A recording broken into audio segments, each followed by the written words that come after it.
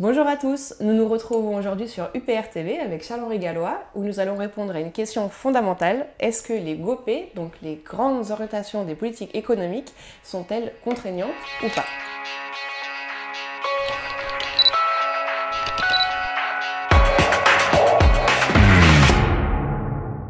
Donc comme vous le savez, à l'UPR, nous sommes un rassemblement de citoyens venant de tous bords politiques et nous nous rassemblons pour une chose, pour établir notre démocratie, et notamment le fameux RIC. Ce que nous voulons, c'est que les citoyens aient l'initiative des lois sur tout sujet et qu'ils puissent aussi révoquer les élus qui ne tiendraient pas leurs promesses. Mais voilà, pour cela, il faut bien évidemment pas qu'il y ait un organisme supranational qui ait plus de pouvoir que l'État français, donc que les citoyens eux-mêmes. En tout cas, c'est ce qui paraît de plus logique. Et c'est là où on va raccrocher avec le sujet de la vidéo, c'est que malheureusement nous faisons partie de l'Union européenne et celle-ci contraint la France à adopter des politiques économiques dont les Français ne veulent généralement pas via les fameuses GOP. Du moins, c'est ce que nous soutenons à l'UPR, mais les tenants de la construction européenne soutiennent que ces GOP ne seraient pas si contraignantes que ça, que les États auraient quand même des marges de manœuvre et que finalement ça ne serait pas l'Union européenne qui déciderait de notre politique budgétaire et économique. Pire, certains médias comme Le Monde nous soutiennent que les GOP ne seraient que des recommandations et qu'elles n'ont pas de caractère contraignant. Et dans cette vidéo, nous allons vous montrer et démontrer que ces personnes se trompent et que les GOP sont bien une feuille de route de la politique économique de chaque pays voulant rester dans l'Union européenne. En d'autres termes, que nos politiques économiques et sociales ne sont plus décidées en France, mais à Bruxelles. Donc dans un premier temps, je vous propose de partir des traités européens pour savoir dans quel cadre s'appliquent les GOP. Les textes de loi peuvent paraître difficiles, mais c'est très important de les lire et de les comprendre, car c'est eux qui définissent le cadre légal du fonctionnement de l'Union européenne. Alors concentrons-nous d'abord sur le premier alinéa du texte. Les États membres considèrent leur politique économique comme une question d'intérêt commun et les coordonnent au sein du Conseil conformément à l'article 120. Cela veut donc dire que chaque pays européen consent à soumettre ses politiques économiques aux autres pays de l'Union européenne. Cela veut donc dire que ce ne sont plus les citoyens de chaque pays qui décident de leur politique économique, mais que ça se décide au niveau européen, où la France n'est malheureusement qu'une voix sur 28. Cela veut donc dire que si l'on vote à droite ou à gauche, de toute façon ça ne va rien changer car il faudra coordonner cette politique avec les 27 autres pays de l'Union européenne qui ne seront pas spécialement d'accord avec nous. Donc déjà juste avec ce premier alinéa, le texte pose un énorme problème de démocratie, mais continuons. Le Conseil, sur recommandation de la Commission, élabore un projet pour les grandes orientations des politiques économiques de chaque État membre et de l'Union et en fait un rapport au Conseil européen. Le Conseil européen, sur la base du rapport du Conseil, débat d'une conclusion sur les grandes orientations des politiques économiques des États membres et de l'Union. Sur la base de cette conclusion, le Conseil adopte une recommandation fixant ces grandes orientations. Donc au premier problème de démocratie dont nous avons parlé, s'ajoute celui-ci. Le Conseil, qui est composé des chefs d'État et de gouvernement, n'a pas en fait l'initiative des mesures. Celle qu'il a, c'est la Commission, qui elle, est non élue. Donc maintenant qu'on a vu à quel point les GOP étaient non démocratiques, la question est de savoir est-ce que ce ne sont juste que des recommandations ou est-ce que c'est des obligations? Les européistes et tous les crédules, ou même le fameux article du Monde dont nous parlons, ont tendance à chaque fois à atténuer la portée des GOP en expliquant finalement que ce ne serait que des recommandations et qu'il n'y aurait aucun caractère obligatoire à celles-ci et donc finalement qu'on pourrait les appliquer ou ne pas les appliquer. C'est oublier bien des articles et c'est oublier bien des faits. Le premier, c'est que depuis le pacte de stabilité et de croissance de 1997 et le six-pack, la Commission justement peut sanctionner chaque État membre si elle constate des écarts importants au niveau budgétaire et elle peut envoyer des avertissements aux États membres s'ils n'appliquent pas les politiques que la Commission recommande. Concrètement, ça veut dire quoi? Ça veut dire que la Commission peut mettre une amende sous forme de dépôt à chaque État de l'ordre de 0,2% du PIB. Pour la France, vous vous rendez compte que ça représente 4,4 milliards d'euros. C'est grosso modo la moitié du budget annuel de la justice. À partir du moment où il y a ces amendes, il ne faut pas se leurrer, ces recommandations ne sont pas des simples recommandations, ça se transforme de facto en obligation. C'est aussi tout simplement nier le fonctionnement des institutions européennes qui reposent aussi avant tout sur le principe de pression des pairs. Évidemment, un gouvernement peut, pendant une année ou 2 années, laisser traîner, ne pas appliquer tel ou tel GOP, mais il est in fine obligés de l'appliquer. Et on va voir par les faits d'ailleurs que toutes les GOPÉ sont toujours appliquées. Et il faut voir aussi, quand on parle de Conseil européen, de dire que la France aurait son mot à dire. Comme on l'a dit, c'est une voix sur 28 et il faut voir comment marchent les conseils européens. Vous avez un ordre du jour énorme de quinzaine, vingtaine de points à traiter et vous devez aller très vite.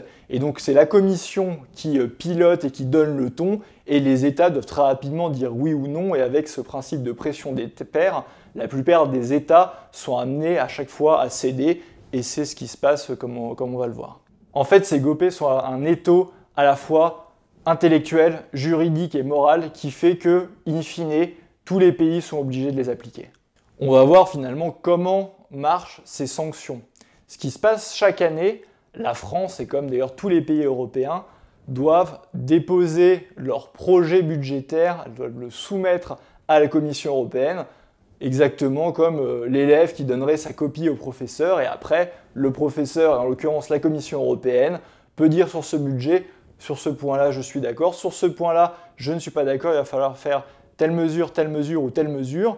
Et donc, finalement, c'est sur la base de ce projet budgétaire que la Commission va émettre ces fameuses recommandations pour dire, finalement, ce que doivent faire les gouvernements, en l'occurrence le gouvernement français. Dans ce cadre-là, il y a deux paquets, ce qu'on appelle le two-pack et ce qu'on appelle le six-pack. Pour le two-pack, la Commission exige aux États membres qu'ils soumettent leur projet budgétaire avant le 15 octobre. La Commission l'analyse et peut demander des modifications à ce projet budgétaire. Et donc finalement, le gouvernement français ne décide pas du budget final puisque la Commission va demander des modifications. Et si ces modifications ne sont pas faites, il y aura des nouvelles recommandations qui vont être émises par la Commission européenne pour demander à l'État membre de changer son projet budgétaire. Et après, vous avez le deuxième volet, qui est celui qui est intéressant, qui est le six-pack, qui a vraiment un caractère d'avertissement et de sanction possible si l'État membre, justement, ne prend pas en compte les fameuses recommandations et les modifications budgétaires que demande la Commission européenne. Et dans ce cadre-là, ce sont les fameuses amendes de 0,2% du PIB qui peuvent s'appliquer. Et il ne s'agit pas que, justement, du fameux six-pack qui serait complètement déconnecté des GOPÉ. Quand on regarde les textes européens, notamment celui du 16 novembre 2001 sur la mise en œuvre efficace de la surveillance budgétaire de la zone euro, il est très clairement établi et il est mis que ces fameux 0,2% d'amendes sont faites en lien avec l'article 121 du TFUE. Article 121 du TFUE, comme on l'a vu auparavant, qui est celui qui définit le cadre des grandes orientations des politiques économiques et des recommandations. Ce qui est intéressant aussi, c'est qu'ils expliquent comment se fait la sanction. La sanction est prise sans la voix de l'État membre en question, et donc ça limite les possibilités de bras de fer, comme veut faire notre ami Mélenchon. L'exemple de l'Italie est criant, puisqu'ils envisageaient à la base un déficit de 2,4%, là où la France, par exemple, avait un déficit de 2,8%. Donc dans les deux cas, on était sous les critères de Maastricht, dit de 3% du déficit budgétaire. Mais ce qui ne plaisait pas à la Commission européenne, ce n'est pas seulement le montant du déficit budgétaire, c'est bien les mesures qu'il y avait à l'intérieur qui ne collaient pas justement avec les grandes orientations des politiques économiques qui avaient été adressées à l'Italie. Ce qui reprochait à l'Italie qui ne collait pas au GOPÉ, c'est notamment de ne pas faire assez de privatisation, d'avoir des trop gros allègements d'impôts ou de mettre en place le fameux revenu universel italien, mais qui s'apparente plus en vrai au RSA, donc en fait d'être trop généreux sur la dépense publique, ce que Bruxelles ne souhaite pas, notamment dans le cadre des GOPÉ. Comme vous le savez peut-être, il y a deux critères importants dans le traité de Maastricht. Il y a celui du déficit public qui ne doit pas excéder 3% du PIB et l'endettement public qui ne doit pas excéder 60% du PIB. Pour ce qui est de l'endettement public, vous avez 12 des 19 pays de la zone euro qui dépassent les 60% de toute façon. Donc en réalité, c'est que dans ce cadre-là, la Commission peut adresser des sanctions de redressement correctif à quasiment l'ensemble des pays, mais elle l'a fait en l'occurrence sur l'Italie parce qu'elle ne respectait pas les GOPÉ et donc ce redressement correctif sert en réalité à faire appliquer les GOPÉ par la Commission. D'ailleurs, les menaces de sanctions ont marché pour l'Italie, puisqu'après avoir proposé un budget à 2,4% de déficit, ils ont proposé un nouveau budget à 2,04% de déficit, revoyant leurs ambitions budgétaires à la baisse. Un point important, par exemple, ils vont augmenter le programme de privatisation qui était prévu. Il pourra aller jusqu'à 18 milliards d'euros, c'est quasiment 1% du PIB.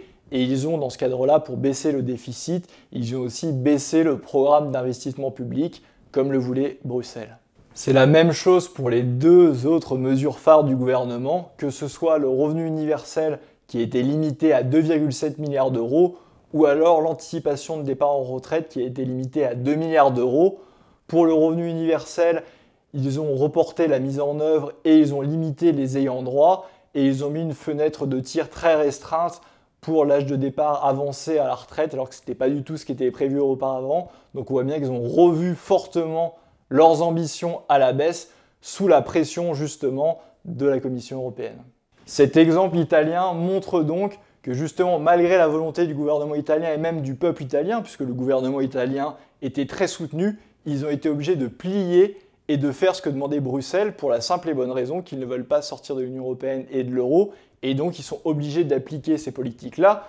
Ça me fait penser récemment, dans le cadre des élections européennes, vous avez la tête de liste du Front National, Jordan Bardella, qui a dit que si jamais l'aéroport de Paris était privatisé, lui, il allait le renationaliser. Non, c'est tout le contraire, ça serait interdit dans le cadre de l'Union européenne, et ses alliés, la Lega de Salvini, ont accéléré le programme de privatisation sous la demande de l'Union européenne, et c'est exactement la même chose pour Jean-Luc Mélenchon ou Nicolas Dupont-Aignan. Ils ne pourraient jamais appliquer la politique économique dont ils parlent dans le cadre de l'Union européenne, ils seraient directement remis à leur place par la Commission européenne. C'est aussi ce qui s'était passé d'ailleurs avec Alexis Tsipras en Grèce, c'est ce qui se passe d'ailleurs avec tous les alter-européistes qui ne veulent pas sortir de l'Union européenne et de l'euro et qui finissent toujours par se coucher et à appliquer ce que souhaite l'Union européenne. Donc pour résumer, ce qui se passe, et qui est très important à comprendre, c'est que nos politiques, que l'on élit normalement pour appliquer ce qu'ils ont promis, ne peuvent de toute façon pas prendre de décision sans que des personnes non élues à Bruxelles approuvent leur choix. Et ils menacent continuellement les États avec une immense amende de 0,2% du PIB pour que ceux-ci plient et appliquent les politiques qu'ils ont décidées. Donc les GOPE ne sont pas du tout de simples recommandations bienveillantes qu'il s'agirait de nous guider vers des bonnes politiques économiques, mais au contraire des obligations punitives régies par une commission non élue. Le mot donc recommandation n'est juste en fait que de la novlangue pour mieux nous faire accepter la chose. Et c'est vrai que l'Italie n'est pas la seule qui s'est couchée. Nous avons tous en tête comment le gouvernement de M. Tsipras a complètement abandonné toutes les mesures qu'il promettait à la population. Donc malgré ces exemples-là, italiens et grecs, certains européistes plutôt à gauche ont tendance à prendre les exemples espagnols et portugais pour nous dire que finalement on pourrait tout autant désobéir aux GOPE. En fait, il y a un vaste mythe sur le sujet. Ce qui se passe, c'est pas du tout qu'ils désobéissent aux GOPE, pas du tout.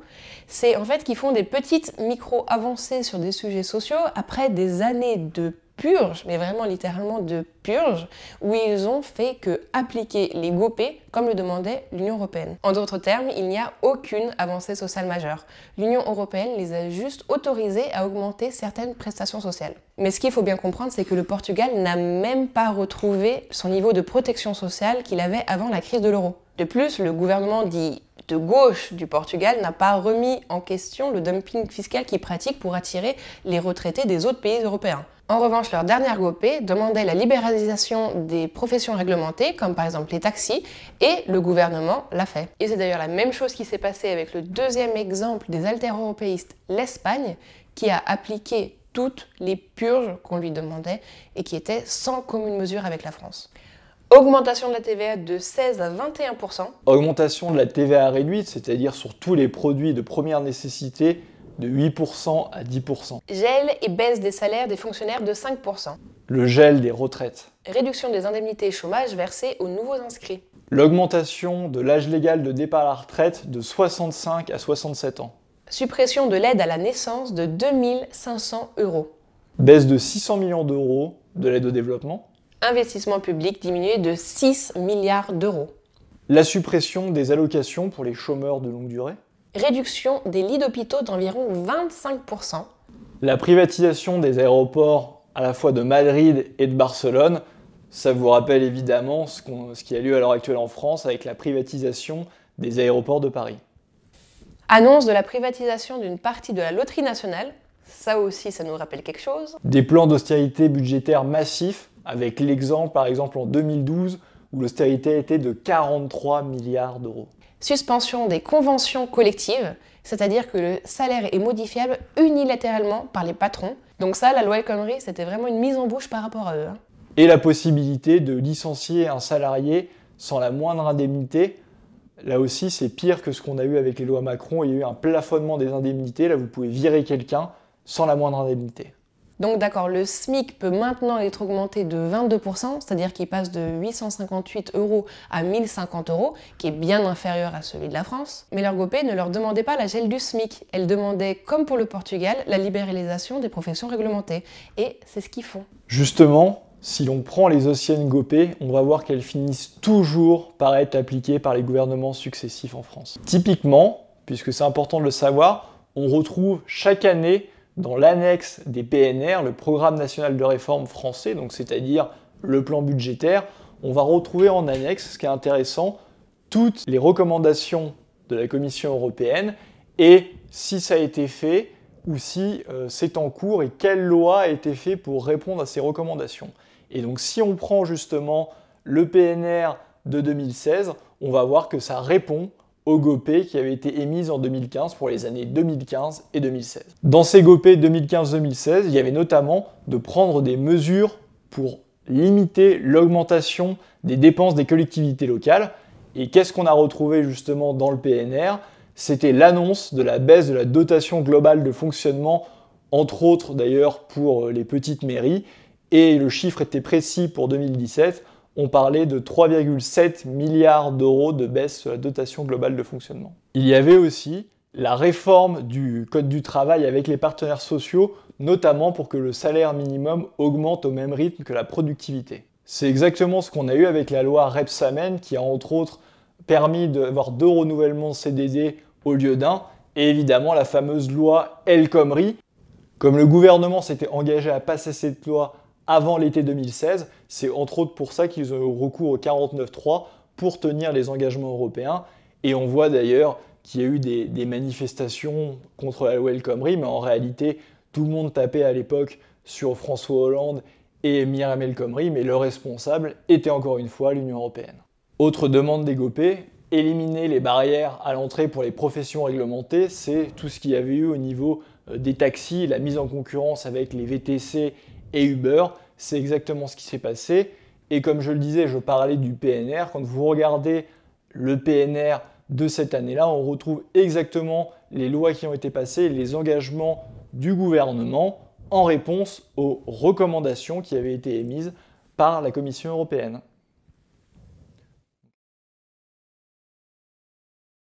Si on remonte encore un tout petit peu dans le temps et qu'on regarde le PNR précédent, le PNR 2015, sur la base des GOPÉ 2014-2015, on retrouve aussi tout un tas de mesures qui ont été appliquées et qu'on retrouve dans le PNR. Il y avait entre autres la loi NOTRe, avec le transfert des compétences des départements vers les régions. Ça aussi, c'était demandé par Bruxelles. Sur les professions réglementées, il y a entre autres la suppression du monopole de vente de certains produits pour les pharmaciens, l'ouverture à la concurrence pour la vente en ligne au niveau de l'optique, ou la concurrence pour les taxis avec les VTC. Tout ceci est l'application pure et simple des GOPÉ qu'on retrouve dans le PNR. Il y avait aussi dans ce PNR, en réponse aux GOPÉ, des mesures très importantes et qui ont touché massivement les Français, la baisse des allocations familiales, la hausse de la TVA générale, du taux de TVA général, le gel du SMIC et des traitements des fonctionnaires, et également la mise en place du CICE qui coûte 20 milliards d'euros par an. Tout ceci est en réponse aux GOPÉ et dans le cadre de nos engagements européens. C'est la même chose si on remonte encore en amont dans le temps. On voit dans le PNR 2014, en réponse aux GOPÉ 2013-2014, la réduction du nombre de régions. Donc c'est pas François Hollande qui s'est levé un matin en se disant « tiens, je vais réduire le nombre des régions ». La réduction du nombre de régions, là aussi, a été faite en réponse aux grandes orientations des politiques économiques. Vous retrouvez ça dans le PNR qui s'affiche. Plus récemment, on peut reprendre et décrypter par exemple toutes les GOPÉ 2017-2018 et voir que ça a été appliqué au regard des PNR 2017 et 2018.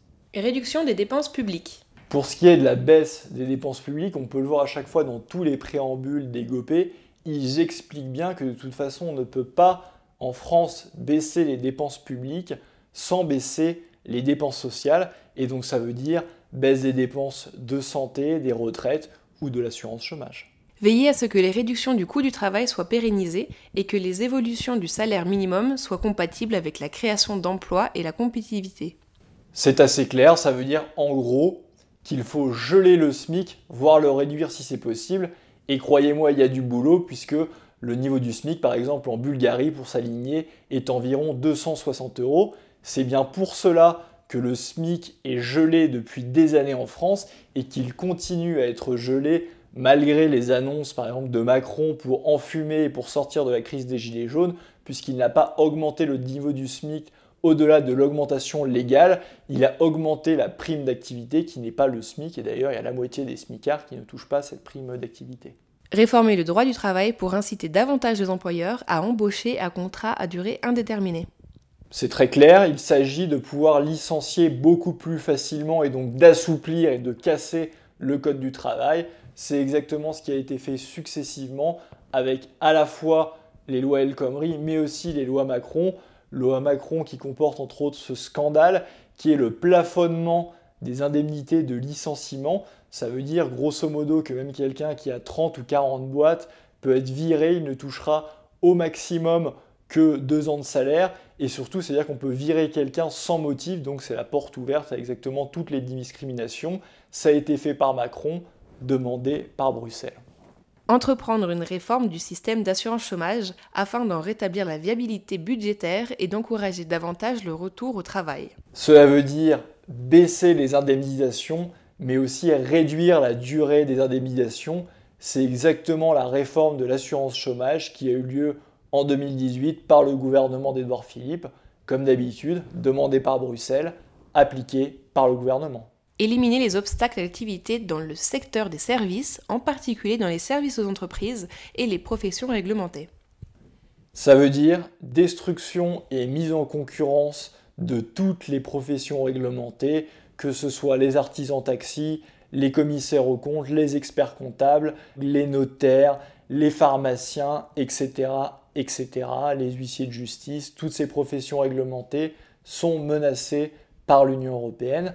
Mais ça veut aussi dire pour les barrières à l'entrée, par exemple la privatisation de nos barrages, tout ceci est intégré, est inclus dans les GOPE. Prendre des mesures visant à réduire les impôts sur la production et le taux nominal de l'impôt sur les sociétés. C'est tout simplement la baisse de l'impôt sur les sociétés. Il est d'ailleurs prévu que d'ici la fin du quinquennat de Macron, ça baisse à 25%, alors qu'on a été à 33 un tiers, et la baisse de toutes les taxes sur les entreprises.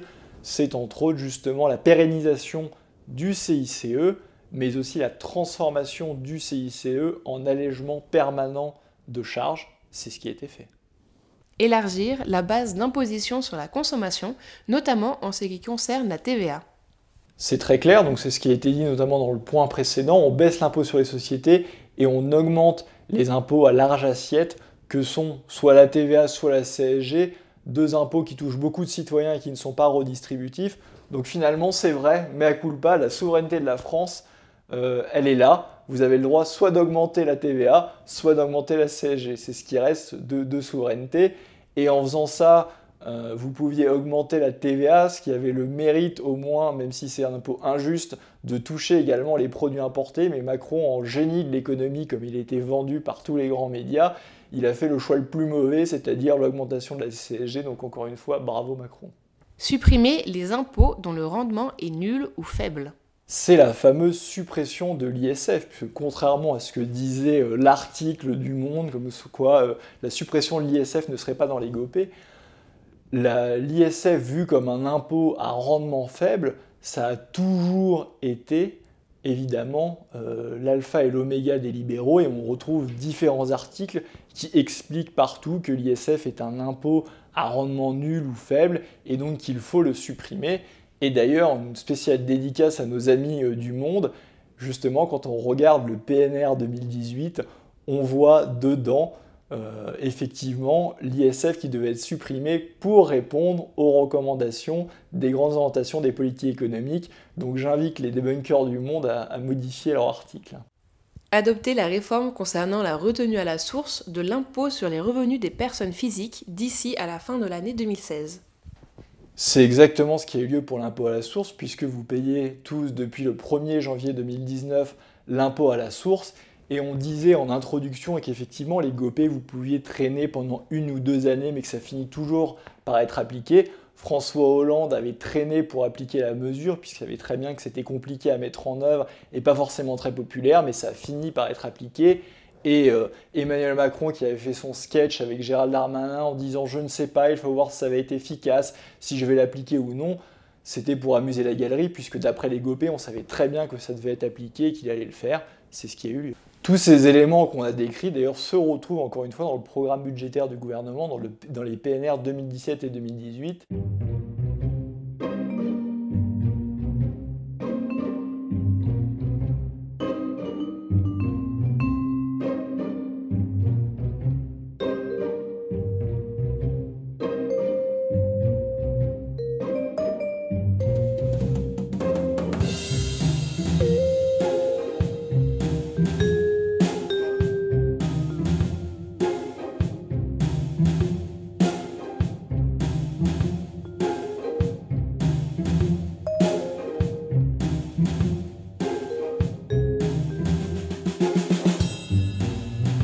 Fois, spéciale dédicace à nos amis du Monde, vous allez retrouver la suppression de l'ISF dans les PNR 2018. Là où ils ont été plus vicieux, peut-être parce que c'est moins populaire, ils ne l'ont pas mis comme d'habitude dans le tableau récapitulatif des annexes qui répondent à la Commission européenne. Mais quand on cherche dans les textes, par ailleurs en annexe, vous retrouvez l'ISF supprimé en réponse aux recommandations justement de l'Union européenne. D'ailleurs, ce qui est très important à noter quand on parle des GOPE, c'est qu'il existe une administration française, la CGAE, qui est là pour veiller tout spécialement à la bonne application de celle-ci. Assure la mise en œuvre des procédures qui incombent au gouvernement pour l'application de l'article 88.4 de la Constitution. Et ça, c'est précisément par cet article que la France doit se soumettre aux diktats de l'Union européenne. Veille à la mise en œuvre par l'ensemble des départements ministériels des engagements souscrits par le gouvernement dans le cadre des institutions européennes. Donc ça, concrètement, ça veut dire qu'il veille à ce que les traités européens, les directives européennes ainsi que les GOPE soient correctement appliqués par la France. Assure la mise en œuvre des règles du droit de l'Union européenne ainsi que le suivi interministériel de la transposition des directives des décisions cadres en liaison avec le secrétariat général du gouvernement. Donc ça veut dire qu'il s'assure que les gouvernements français transcrivent bien les lois qui sont demandées par l'Union européenne dans la loi française. Donc nous avons là une administration qui est très discrète, qui est là, peu importe le changement de gouvernement, qui est là pour obliger les gouvernements successifs français à appliquer les traités européens, les directives européennes et les GOPE. Donc maintenant, ce qui serait intéressant de savoir, c'est quels sont les GOPE de cette année, pour savoir à quelle sauce on va être mangé. Donc si l'on regarde ces GOPE 2018-2019, il y a plusieurs points qui sont très intéressants. Il y a notamment la question des retraites, où il est dit explicitement dans ces GOPE qu'il faut harmoniser les différents régimes de retraite pour économiser 5 milliards d'euros. C'est exactement ce qui est prévu par Macron. Et surtout, comme il y a harmonisation pour économiser, ça veut dire que c'est une harmonisation encore à la baisse. Et si Macron fait son projet de retraite à points, c'est tout simplement un allongement caché du départ légal de la retraite, et c'est une baisse aussi des indemnités de la retraite. C'est ce qu'il a commencé à faire de toute façon en désindexant les retraites sur l'inflation, c'est une baisse réelle des retraites. Il est également dit qu'il faut utiliser les recettes exceptionnelles pour diminuer l'endettement. Alors ça évidemment ça ne va pas parler à tout le monde, mais si on décrypte la novlangue bruxelloise, ça veut dire quoi les recettes exceptionnelles? C'est par exemple les recettes de privatisation. Suivez mon regard, et on l'avait annoncé d'ailleurs dès mai 2018, on avait annoncé à l'UPR les privatisations d'aéroports de Paris ou de la FDJ, et il va aussi y avoir la privatisation des barrages. Ce qui est intéressant d'ailleurs, si on regarde ADP, le gouvernement a déjà annoncé que 1/3 des recettes liées à la vente iraient au désendettement. Donc c'est l'application pure et simple des GOPE, et il y a bien un lien entre les GOPE et la privatisation d'ADP, de la FDJ ou des barrages. D'ailleurs, l'UE a mis en demeure la France pour privatiser ces barrages, pour évidemment mettre en concurrence les services publics, qui est un autre article des traités européens. Deux autres points, il y a aussi, comme chaque année, c'est ce qui va être appliqué, le gel du SMIC. Donc ne vous attendez pas à un coup de pouce du SMIC. Le SMIC va être gelé, n'augmentera pas plus que le minimum légal. Et il y a, comme d'habitude, la mise en concurrence de toutes les professions réglementées. Donc attendez-vous, certaines professions réglementées, à être cassées, comme ce qui a été le cas récemment pour les taxis. On a dit l'ouverture de la concurrence optique, les pharmaciens, etc. Cela va continuer, ça continuera tant qu'on sera dans l'Union européenne et avec les GOPE. Donc en conclusion, nous avons vu que les GOPE ne sont pas de simples recommandations et qu'elles sont de façon indéniable des obligations. Donc il est bon de rappeler que n'importe quel parti politique qui ne souhaite pas la sortie de l'Union européenne devra appliquer ces GOPE. Que ce soit la France Insoumise, le Rassemblement National, Debout la France ou tout autre parti qui ne souhaite pas un Frexit, ils devront appliquer ce qu'on vient de voir. Nous, ce que nous proposons à l'UPR, évidemment, c'est de sortir de l'Union européenne. Et nous, les GOPE, qu'est-ce qu'on en fait? Moi, je fais ça. Voilà ce que je propose aux Français de faire. Moi, je veux sortir de ça.